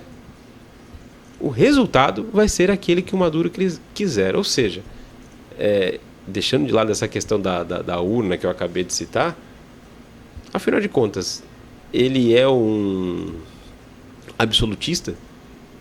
Um ditador? Porque isso me pareceu bastante admitido pelo Lula aqui, né? Que já que vai dar o resultado que o Maduro quiser, realmente deu o resultado que o Maduro quis, né? E aí nós estamos aí com essa crise internacional. A fala do Lula antes desse pautério aqui, de falar sobre essa questão de que o Maduro faz o que ele quiser, foi muito correta, que foi justamente a que você citou, Márcio, dizendo que tudo que a América do Sul não precisa é de uma confusão, o que é verdade, né? Afinal de contas, porque esse tipo de confusão traz consequências econômicas, traz consequências no âmbito da segurança, então pode até tornar a América do Sul um campo de conflito, o que seria muito lamentável. Geopoliticamente falando, isso pode ter desdobramentos que desagradam todos os governos. Inclusive ao Brasil. A Miriam Exato. Acabou de postar agora no Twitter. Há um risco grande de entrada de tropas venezuelanas no Brasil, porque o território brasileiro é a melhor rota se Maduro levar a cabo a incorporação de esse equipo. Mas por isso já tem 30 blindados e foi o reforço do Exército nas fronteiras. Não se vai permitir que se atravesse o território. Parece que o Exército ainda não conseguiu chegar, então quem vai chegar primeiro? Já pensou se o Maduro chega primeiro? Então está essa situação, porque em se permitindo utilizar o país, na verdade, é como se o Brasil estivesse conivente e aprovando essa situação, o que não fica nada bem perante os brasileiros e principalmente perante o mundo. Se você permite que um país invada o outro simplesmente porque ele decidiu, como é que fica a sua soberania? Quem tem mais bala na agulha vai poder invadir o que quer? Pois é. É isso que vamos virar? Então, eu quero a Amazônia, alguém vem e invade. Quem tem bomba atômica resolve utilizar? É isso? É nessa situação? Então tem alguém que está meio fora do centro que o mundo precisa colocar no centro. Não, alguém não, algumas pessoas, né? Nós temos no Oriente Médio, temos na Ásia e agora tudo que não precisamos é ter na América Latina. Eu espero... né, na América como um todo, mas principalmente na América Latina, que está aqui, vizinho nosso. Né? Eu espero realmente que a comunidade internacional coloque um freio no Maduro. Espero que os Estados Unidos, que já o Joe Biden anunciou que ia ter um deslocamento de um dos porta-aviões para cá, façam alguma coisa. Particularmente, em que pese a sua declaração aí, Márcio, sobre o envio dos blindados brasileiros, eu particularmente não acredito na nossa defesa, né? Eu acho que o exército brasileiro ele não tem a capacidade de lutar contra a Venezuela. Por terra, sim, ele vai defender o seu território, como é o seu dever constitucional. Mas a gente sabe do potencial bélico que a Venezuela tem. Inclusive, a Venezuela tem mais do que o dobro de aviões caças do que o Brasil, e com qualidade muito superior. Então o Brasil precisa realmente abrir os olhos com a Venezuela e não ficar com esse papo de comadre que o Lula faz com o Maduro e agir da maneira correta, como é defendendo o nosso território. Alguns anos atrás, o Brasil recebeu mais de 300 blindados dos Estados Unidos. O Brasil é superior na questão de submarinos e em muitas outras situações. E por terra também. O poder bélico brasileiro é muito forte. A questão desse investimento, há muito se faz investimento na aeronáutica, né? E a questão dos caças, essa composição de caças, porém os caças tucanos são superiores em determinadas missões. Nós não queremos discutir potencial bélico aqui. Exato. Porque esse é o pior das situações, é o pior do cenário. É tudo que nós não queremos. O que queremos discutir você pode ter tudo quanto é avião que você tem, que fique no chão, que é o melhor lugar para eles. Né? Porque senão, gente, que estopim, começar 2024 com um problemão, deu prazo para se votar. Quer assumir, já está dizendo que já vai dar prazo para isso, já vai tirar das águas internacionais, das águas que são de limite, quer dizer, confusão chegando, e das grandes. 11h43, por falar em confusão, o ministro Lewandowski, antes de se aposentar, deu uma decisão monocrática na qual a questão da lei que fala a respeito da quarentena para assumir postos no governo federal foi deixada de lado. Obviamente, depois da decisão do ministro, tudo isso segue para o plenário, né, para o STF, para ser julgado. Vamos às informações que vêm da Agência Brasil. STF julga quarentena para indicação de políticos para estatais. O Supremo Tribunal Federal julga nesta quarta-feira a constitucionalidade de parte da lei das estatais, norma aprovada em 2016 para exigir quarentena de 36 meses para indicações de políticos e pessoas ligadas a partidos para a diretoria de empresas públicas. Em março deste ano, o ex-ministro Ricardo Lewandowski, antes de se aposentar, suspendeu o dispositivo que impedia ministros de Estado, secretários estaduais e municipais de atuarem nas diretorias e nos conselhos de administração das estatais sem o cumprimento da quarentena. Pela decisão, somente quem continua participando da estrutura decisória de partidos ou que possui trabalho vinculado às legendas estaria impedido de ser indicado. No entendimento do ministro aposentado, o prazo de 36 meses fere os princípios constitucionais da razoabilidade e da proporcionalidade. Antes de deixar o cargo, o ministro também acrescentou na decisão que os casos de corrupção estatais, como as acusações dos desvios da Petrobras investigadas na Operação Lava Jato, foram cometidos por empregados de carreira da empresa pública. O caso foi levado para o julgamento no plenário do Supremo, mas a análise foi suspensa por um pedido de vistas feito pelo ministro André Mendonça. O julgamento é motivado por uma ação de inconstitucionalidade protocolada pelo PCdoB, autor da ação, em dezembro do ano passado. Conforme Lei 13.303 de 2016, conhecida como a Lei das Estatais, é vedada a indicação para o Conselho de Administração e para diretores estatais, ministros do Estado, secretários estaduais e municipais, dirigentes de partido político ou que atuaram nos últimos 36 meses como participantes da estrutura decisória de partidos ou em campanhas políticas. Estaduais e municipais. A lei não é só para os estatais, a lei era para todo o país. 36 meses são 4 anos. Isso quer dizer que, se eu trabalhar numa campanha política agora, eu não posso assumir uma pasta depois. Eu não posso assumir um posto estatal, um posto decisório depois, eu não posso fazer isso. Só que, vamos tirar isso da lei, vamos suspender por uma decisão monocrática, o que está sendo, foi votado pelo Senado. A quem isso pode agradar e a quem isso pode desagradar. Nós temos várias figuras políticas assumindo postos que, na verdade, não poderiam ser assumidos diante dessa situação. Teve até aquela questão de que um dos cargos era necessário se falar inglês fluentemente, e a pessoa não sabia falar inglês fluentemente, e isso deixou de ser parte. Não, tira isso dali que não precisa. Denise Júnior. Olha, É bom decidir hoje, né? Hoje vai para o julgamento. Às vezes eu cheguei a lamentar, sabe, a volta do Luiz Inácio ao poder, porque... E daí toda a esquerda, né? Porque é um escárnio. É um escárnio nós temos um presidente condenado por corrupção, e ele foi condenado sim, né? Tudo isso é um escárnio. Mas, por outro lado, eu fico pensando que esse tipo de decisão pelo STF acaba mostrando tudo aquilo que foi dito por tantas pessoas, e não falo só por quem é de direita. Muitas pessoas falaram, a corrupção vai voltar. O modus operandi da esquerda e do PT vai continuar. As promessas que o Luiz Inácio fazia, não, agora está todo mundo probo, todo mundo ressocializado. Mentira. Se isso acontecer, e vai a plenário, mas vai acontecer, vai ser liberado sim essas indicações sem essa quarentena, o que nós teremos? O apadrinhamento dos corruptos com a chancela do Poder Judiciário. É isso. É isso que o STF vai julgar, provavelmente vai decidir favorável a que se possa indicar sim, sem observar a quarentena, e nós assistiremos mais um escárnio aqui na Republiqueta. Muito se falou sobre essa questão que o Senado tinha colocado em votação sobre a limitação dos poderes do STF. E é justamente a situação que nós temos agora, né? O STF ele suspendeu a eficácia da lei das estatais, e dentro dessa suspensão da eficácia, o primeiro efeito foi que essas pessoas que se enquadravam nesses critérios aí da quarentena dos 36 meses, elas puderam assumir cargos. Um exemplo disso, a Luiz Mercadante, que foi para o BNDES. Aliás, essa celeuma toda foi principalmente por conta dele, porque toda essa discussão ela foi travada, inclusive, na transição de poder ainda do governo Bolsonaro para o governo Lula. Então, ele foi o grande chamariz de toda essa questão.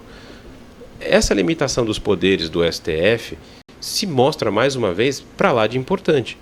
Porque por uma decisão de um ministro, que agora já está aposentado, essas pessoas puderam assumir o cargo. Por mais que nós saibamos que a corte ela é política, ela é pouco técnica e muito política, embora tenham ministros ali que têm qualificações técnicas importantes, né? Eles têm realmente o notável saber jurídico. A questão é como eles utilizam o notável saber jurídico. Mas é necessário que uma decisão dessa magnitude ela tenha realmente o voto do pleno do STF, e não de um único ministro, de uma decisão monocrática. A gente não sabe qual que é a intenção que ele está fazendo, com o que ele está fazendo. Um exemplo prático disso, ele pode assumir a pasta do Ministério da Justiça, depois de ter se aposentado, Ricardo Lewandowski. Ou seja, é o que se dizem nos bastidores. Nós temos aí uma situação em que há um conflito de interesses latente. Uma decisão favorável, uma suspensão favorável, que facilitou a escolha de nomes do PT para assumir os cargos, e agora a própria Lewandowski podendo voltar. Exato, podendo voltar ao cenário do poder, né? Então, eu acho que tudo isso precisa ser revisto realmente no Brasil, inclusive a composição do STF, a forma de acesso e ter, sim, um mandato no STF. Porque são situações aí que a gente acaba ficando refém. E quando eu digo nós ficamos refém, é a população, porque essa conta, no fim das contas, ela vai ser toda nossa. E realmente, se esse mecanismo da lei das estatais for colocado abaixo, que eu espero que não aconteça, mas eu não acredito que vá ter uma decisão favorável ao povo brasileiro de que ela se mantenha em vigor, seria e será um grande retrocesso, infelizmente. Aí o Senado vai ter que se mexer novamente. Exatamente. 11 horas mais 51 minutos, e a Polícia Federal fez uma grande operação, uma operação que trata de roubo, né, de pedras preciosas no território dos Yanomamis. E nessa operação, né, nesses mandatos, foi preso o empresário do cantor Alexandre Pires, justamente com o cantor que foi liberado. Mas o empresário se mantém ainda preso. Vamos às informações que vêm da Polícia Federal e também de matérias do Globo. Polícia Federal combate financiamento e exploração de terra indígena e Yanomami. Operação prende empresário de Alexandre Pires. A Polícia Federal deflagrou na segunda-feira a Operação Disco de Ouro, tendo como um dos alvos o cantor Alexandre Pires e seu empresário artístico, Matheus Possebon. O objetivo de desarticular um esquema de financiamento e logística ao garimpo ilegal na terra indígena Yanomami. Foram cumpridos 2 mandatos de prisão e 6 de busca e apreensão, expedidos pela 4ª Vara Federal da Secção Judiciária de Roraima, em Boa Vista, e Mucajaí, em Roraima, além de São Paulo e Santos, Santarém, Uberlândia e Itapema, Santa Catarina. Também foi determinado o sequestro de mais de 130 milhões dos suspeitos. A operação é um desdobramento de uma ação da Polícia Federal deflagrada em janeiro de 2022, quando 30 toneladas de cassiterita extraídas da terra indígena Yanomami, que se encontravam depositadas na sede de uma empresa investigada, estariam sendo preparadas para remessa ao exterior. O inquérito policial indica que o esquema seria voltado para a lavagem de cassiterita retirada ilegalmente das terras Yanomamis, no qual o minério seria declarado como originário de um garimpo regular no rio Tapajós, em Itaituba, no Pará, e supostamente transportado para Roraima para o tratamento. As investigações apontam que tal dinâmica ocorria apenas no papel, já que o minério seria originário do próprio estado de Roraima. Foram identificadas transações financeiras que relacionavam toda a cadeia produtiva do esquema, com a presença de pilotos de aeronaves, postos de combustíveis, loja de máquinas, equipamentos para mineração e laranjas para encobrir as movimentações fraudulentas. O empresário do ramo musical de expressão nacional seria um dos responsáveis pelo núcleo financeiro dos crimes, bem como o cantor, que teria recebido ao menos R$1 milhão de uma mineradora investigada. Segundo o PF, o cantor era suspeito de ter recebido pelo menos R$1 milhão de uma mineradora envolvida no esquema. Ele foi ouvido e liberado, mas o empresário foi preso. Os dois foram abordados em Santos, no litoral paulista, quando saíam de um navio de cruzeiro onde o cantor havia se apresentado. A empresa de entretenimento que cuida da carreira do cantor e da qual Possebon é executivo, disse que confia na idoneidade deles. A defesa de Pires também se posicionou, declarando que o cantor nunca teve qualquer envolvimento com garimpo ou extração de minério. Outras pessoas são investigadas e não tiveram os nomes divulgados. A PF cumpriu mandatos em 5 estados: Roraima, São Paulo, Pará, Minas Gerais e Santa Catarina. A Justiça determinou o sequestro de R$130 milhões dos investigados. Qual música? Vamos pedir música? Eu tava aqui pensando, né? Disco de ouro, olha só. A operação, meu Deus. Será que o Alexandre Pires vai cantar Sai da Minha Aba para a Polícia Federal? É uma notícia triste. Triste assim, inusitada, né? Embora o devido processo legal não seja mais tão respeitado aqui no país, como advogada, tenho que, até o final, eu pretendo respeitá-lo. Então a matéria fala, né, em suspeito, em investigação, então a gente não pode aqui fazer um juízo de valor no sentido, né, de condenar o cantor Alexandre Pires, mas a ser verificado e se realmente, né, as provas vierem, enfim, tudo que for apurado vier a condenar o cantor, é lamentável, né? Uma pessoa... Vira meme, né? Vai virar meme. Uma pessoa vai se tornar um meme, sem no cenário dúvidas. Musical tão respeitada, né? Eu lembro dele ganhando um dos Grammys latinos. Ele foi cantar, inclusive, com o George Bush, né? Nos Estados Unidos, quando ele ganhou o Grammy, então, essa coisa toda. Galgou um espaço, né? No entretenimento, enfim, uma carreira musical muito boa. Não, se realmente for apurado que ele tem culpa no cartório, não consigo imaginar o que levou recebendo 1 milhão da mineradora. cantor chama atenção porque assim, o que as pessoas almejam almejam fama, almejam dinheiro, almejam condição de status quo, e tudo isso o Alexandre Pires já tem. Sim. O que faltaria? Se né? confirmar, né, essas suspeitas, fica a pergunta no ar. O que O leva empresário uma permanece pessoa... preso, né? Porque a medida geralmente prisão preventiva, e depois ele vai ser julgado se ele sai ou não, que é o que geralmente acontece, né? É preso, e aí fica um determinado período, aí é julgado se permanece preso a bem das investigações, ou se libertar a pessoa já não vai interferir. Agora, onde é o ditado, né? Onde há fumaça, há fogo.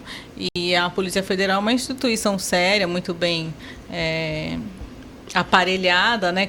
Para que possa fazer. Então, não faria uma operação dessa natureza, indo, né, encontrá-los, por assim dizer, descendo de um cruzeiro, se não tivesse ali indícios e um conjunto probatório ali mais ou menos razoável. Você não gostou do nome da operação, né?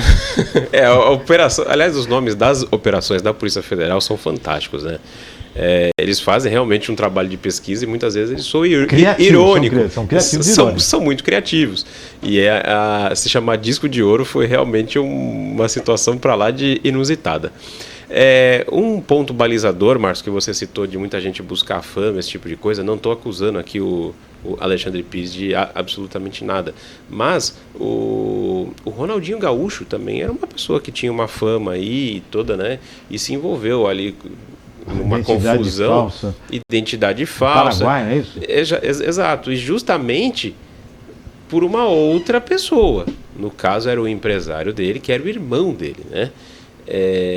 Espero que esse caso do Alexandre Pires não seja a mesma coisa, que se apure, né? Que se tiver que prender alguém e que se for apurado culpa de quem quer que seja, que a pessoa seja realmente punida.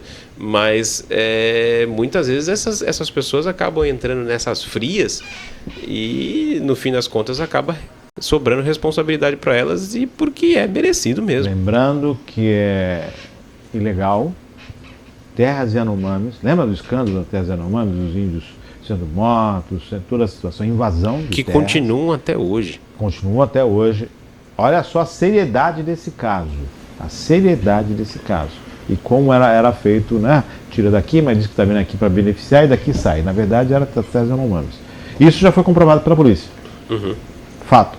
Agora vamos ver os desdobramentos, o que vai trazer à luz. Será que o Alexandre Pires estava comendo quietinho, né? Como diz a música.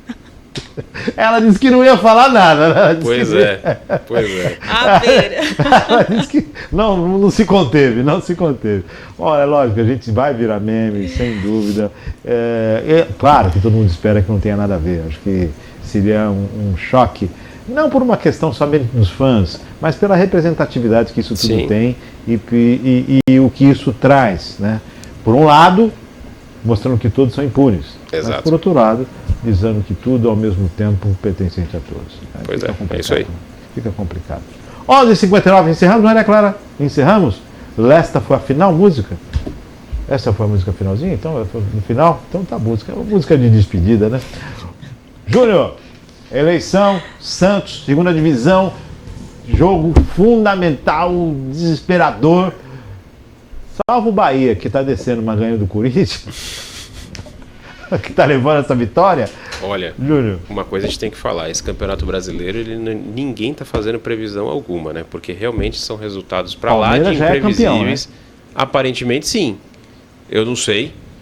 De repente, sei lá, o Flamengo ou então o Atlético Mineiro ganham de 13 o jogo. Pode acontecer. É improvável. É improvável que aconteça, né? Mas vai ganhar de quem?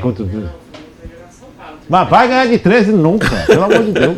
Parou. Já perdeu aquela vez. Agora, se o Atlético Mineiro quiser ganhar de 13 do Bahia, eu não vou reclamar. Afinal de contas, o Bahia está na disputa aí também com essa questão do rebaixamento. Verdade foi realmente um Campeonato Brasileiro muito emocionante. Tivemos um líder, Botafogo, aí que ficou até 5 ou 6 rodadas aí para acabar o campeonato e perdeu a liderança depois de liderar praticamente o campeonato inteiro. E agora nós temos essa situação. Pelas mãos, né? Escorreu pelas mãos. Foi um negócio terrível para o Botafogo. E falando aqui sobre o Santos Futebol Clube, o Santos ele vive um meio de semana para o final de semana bastante conturbado. Nós temos hoje aí esse jogo que é extremamente decisivo para o Santos hoje. É necessário que o Santos ganhe para que ele não corra riscos. É lógico que para o Santos cair precisa acontecer uma conjuntura do Santos perder, o Vasco da Gama ganhar e o Bahia ganhar. Então realmente é uma situação para lá. Ganhou do Corinthians. Exato, ganhou do Corinthians. Então, foi no estádio do Corinthians, foi? Sim, então. foi na Arena. Então é uma situação realmente para lá de inusitada. Mas eu queria fazer um comentário aqui sobre essa questão. O Santos enfrenta quem? O Santos enfrenta o Fortaleza na Vila Belmiro. Estarei lá, inclusive. Fortaleza que vem com uma das campanhas também muito boa e muito estável. Muito boa e muito estável. Estarei na Vila Belmiro, certamente vou perder minha voz, né? Então, 0x0 ajuda? 0x0 ajuda. Perder não ajuda. Perder não ajuda, porque aí você passa a correr o risco com o resultado do Bahia e com o resultado do Vasco da Gama. Ambos têm jogos difíceis. O Bahia ele pega o Atlético Mineiro e o Vasco da Gama eu não me recordo contra quem ele joga, mas também é alguém que está na parte de cima da tabela. Mas tem alguém disputando as posições para a Sul-Americana, para isso, para alguma coisa? Não, tá decisivo. Aí já está não, está quase tudo decidido. Aliás, um ponto inclusive bizarro, porque se o Santos ele ganha o jogo, ele pode inclusive se classificar para a Copa Sul-Americana. Então tem essas situações aí completamente inusitadas que envolvem essa última rodada do Campeonato Brasileiro. Bahia, Vasco e Santos, 3 pedreiras pela frente. 3 pedreiras pela frente. Eu acho muito provável, inclusive, que os 3 times percam os seus jogos. É muito provável que isso aconteça. Mas falando aqui sobre essa questão dessa confusão toda, o Santos hoje ele vive mais uma vez, pelo 3º ano seguido, um jogo decisivo. Vida ou morte, né? De vida ou morte para ele não cair para a 2ª divisão, o que é extremamente lamentável. A gestão do Andrés Rueda foi extremamente destrutiva para o Santos Futebol Clube. E quando eu falo isso, não é só pelo fato de disputar 3 anos para não cair, mas aquilo que o Santos deixou de ganhar em performance, aquilo que a marca Santos ficou manchada. Hoje o Santos é motivo de chacota, infelizmente, né, para todos os nossos adversários. Chegou ao ponto dos nossos adversários terem pena do Santos Futebol Clube. Isso não pode acontecer. O Santos vai passar por suas eleições aí no próximo sábado. São 7 mil associados que optaram pelo voto online. São 16 mil aptos a votar. 7 mil optaram pelo voto online. E eu peço aqui, entre os sócios associados do Santos que estiverem olhando, que votem na chapa 1. Eu acho que tem aí candidatos aí muito valorosos, alguns que até já passaram pela presidência do Santos, que merecem sim todo o nosso respeito, mas o Santos ele precisa de uma guinada, o Santos precisa de algo novo. E o novo que a gente propõe aí na chapa 1, com o Ricardo Agostinho, com o meu amigo o Ivan Ludovici, é que a gente transforme o Santos Futebol Clube e que coloque ele de volta nos seus dias de glória. Então peço aqui encarecidamente aos associados do Santos, torcedores do Santos, votem na chapa 1, dê esse voto de confiança para que a gente consiga fazer algo pelo Santos. A situação que nós vamos viver hoje, as emoções que nós vamos passar hoje dentro do estádio, não é aquilo que a gente deseja. Isso não pode voltar a se repetir, infelizmente. Lembrando que são 16 mil associados aptos a votar, 7 mil vão votar online. Exato. E os outros 9 mil devem ir à Vila Belmiro para... Exato. Se espera algo em torno de 2 mil pessoas que vão até a Vila Belmiro votar, né? Embora tenha toda essa aptidão que eu citei, o número fica mais ou menos em torno disso, de 2 mil e pouquinho. Então, se espera aí uma votação muito próxima de 10 mil, 11 mil pessoas que vão votar. Dependendo do final, do resultado do jogo, ainda pode aumentar ainda mais com a revolta do Santista. Exato. Por conta de um possível rebaixamento. Exatamente. O Santos Futebol Clube. O Santos que já foi base de seleção brasileira. O Santos bicampeão mundial. O Santos de Rei Pelé. Exato. Né? O Santos de tantos outros ícones do futebol, o Santos de Neymar, né? O Santos que sempre foi o futebol arte, o futebol menino, tendo a possibilidade de descer a 2ª divisão. Ah, Márcio, mas quer dizer que 2ª divisão é tudo ruim? Não, não é isso. É que você tem um time de altíssima grandeza, que já passou por isso, que já teve seus momentos lá e que alcançou um status quo mundialmente conhecido. Exato. E que passa por uma situação. E, pasmem, toda a situação que existe em campo era oriunda de um problema interno de administração. Sem dúvida. É fato. Sem dúvida. Administrar no clube de futebol significa levar a torcida ao sucesso com as vitórias do time e ofertar ao sócio aquilo que de melhor ele pode ter. Exato. A estrutura melhor ao sócio e a torcida o poder, a gratidão de gritar gol e de levantar a taça. Perfeito. Essa é a grande oportunidade para quem está à frente de um time de futebol. E o Santos Futebol Clube é um grande time e a nação santista tem que ser respeitada. É verdade. E o Santos Santos... brinca e tudo mais, mas em segunda divisão, no caso, uma situação muito delicada. Afinal de contas, o Santos tem um tamanho muito maior do que muita gente.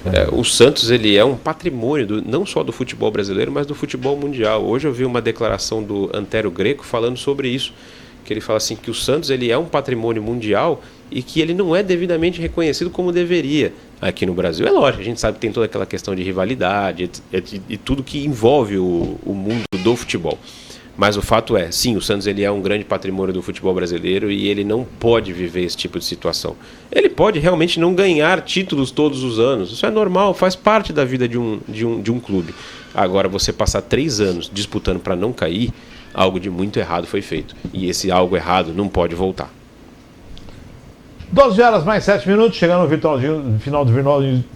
12 horas mais 7 minutos, chegando ao final do Virtual News desta quarta-feira. Obrigado, Denise. Obrigado, Júnior. Obrigada, Márcio. Júnior é candidato a conselho também. Eu estou como candidato no Conselho Deliberativo, na Chapa 1, junto com o Ricardo Agostinho e com o Ivan Ludovici. Sucesso para você e sucesso para o Santos. Muito obrigado, Márcio. Obrigada, Márcio, José Luiz e Maria Clara. Estou vendo aqui a Jornal da Tribuna acabou de postar os torcedores do Santos estão dando um banho de sal grosso no entorno da Vila Belmiro. Cada um com a sua fé, né, com o seu tipo de intenção. Independente disso, embora não esteja envolvido nesse negócio de campanha, talvez tenhamos churrasco então na Vila Belmiro. Tá mostrando aqui, ó, o entorno todinho da vida com sal grosso. Independente disso, né, não estou muito engajada nessa campanha, mas vou dizer aqui o que assistimos no Brasil. As pessoas precisam votar com a cabeça, porque o voto ele tem consequência. Não vão votar no dia das eleições com aquela memória afetiva, de repente, daquele candidato que já foi presidente do clube, já fez tanta coisa. Usem a consciência dessa vez, porque o voto tem consequência, né? Muitas vezes vota ali com a memória afetiva, lembrando, mas o fulano de tal foi assim, foi assado. Analisem as propostas e vejam bem, porque depois o clube é quem vai sofrer. Aí depois vai gastar uma fortuna de sal grosso, que não tá barato, para poder fazer aqui. Voto de amanhã pode ser o sal grosso do ano que vem. O sal grosso do ano que vem. Pensem bem. Ou dos próximos 3 anos, Ou né? dos próximos 3 anos. Então pensem bem, o nosso Santos merece uma gestão melhor, né? E está no lugar que ele merece. O jogo é na Vila? O jogo é na Vila Belmiro. Tá então, todo Fortaleza... aqui. O jogo hoje é na Vila Belmiro. É só levar o bife e a churrasqueira, que o sal grosso Fortaleza já tá vem, lá. mandiga do lado, mandiga do outro, é isso? Pois é. Vai acabar empatado esse negócio. É só levar o churrasquinho e a churrasqueira, que o sal grosso já tá lá. Dito isso, agradeço ao Márcio mais uma vez, aos meus colegas aqui, e desejo aí um ótimo resto de semana para todos e sorte ao Santos. Márcio, muito obrigado mais uma vez. Eu adoro fazer esse programa, a gente se diverte aqui, conversa sobre assuntos polêmicos, não tão polêmicos, e até sobre o futebol, que, como eu disse no começo do programa, é a coisa mais importante dentre as menos importantes. Muito obrigado, Maria Clara, Denise. Um bom restinho de semana para todos nós, e certamente ficarei sem voz hoje na Vila Belmiro. Que dê tudo certo. 11 horas mais 10 minutos, agradecendo a Denise, agradecendo ao Júnior Santista, conselheiro Santista, agradecendo a Maria Clara e, claro, agradecendo a sua audiência. Daqui a pouquinho os cortes são disponíveis nas redes sociais, bem como no nosso canal no YouTube, claro, no site da Virtual, rv1.com.br. Curta, compartilhe, participe. Se for no YouTube, se inscreva no canal, que com certeza a Virtual agradece. Lembrando que os comentários são sempre bem-vindos, é um dos espaços mais democráticos na rede mundial de computadores. Fique com Deus e até amanhã com mais um Virtual News, se Deus quiser.